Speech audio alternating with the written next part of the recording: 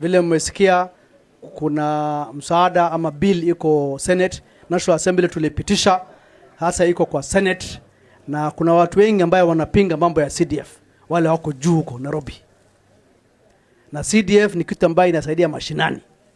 Nilifurahi kwamba Mama Bishara ametuma ujumbe kwa senator wetu ya kwamba ukiwa kwa Senate tafadhali warai ma senators wengine ujue ya kwamba watu ya Mandera North wanahitaji CDF iendelee. So Senator Ali Ibrahim Roba, ujumbe ya watu ya Mandera North ni kwamba hiyo bill ambayo iko Senate siku ile itapigwa voting, tutakutazama macho kwa macho, tunaona ya kwamba lazima upige yes. Hiyo ni ujumbe kutoka Mandera North, nikiongea on behalf of the community and people of Mandera North. Na mimi najua yeye pia anajua kazi ambayo inafanywa na CDF na ataitikia. So inshallah kwa hayo machache, Mr. Waweru karibu. Waweru wakati nilipewa officer na director aliniomba akasema tafadhali wacha tufanye next week 2 weeks, nikamwambia hapana. Officer ako wapi? Ako Rumuruti.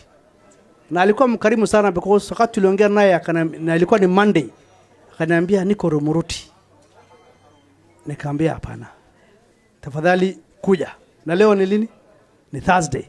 Na Wednesday tulikuja na yeye. Na Monday ndo transfer yake ilikuwa imeandikwa.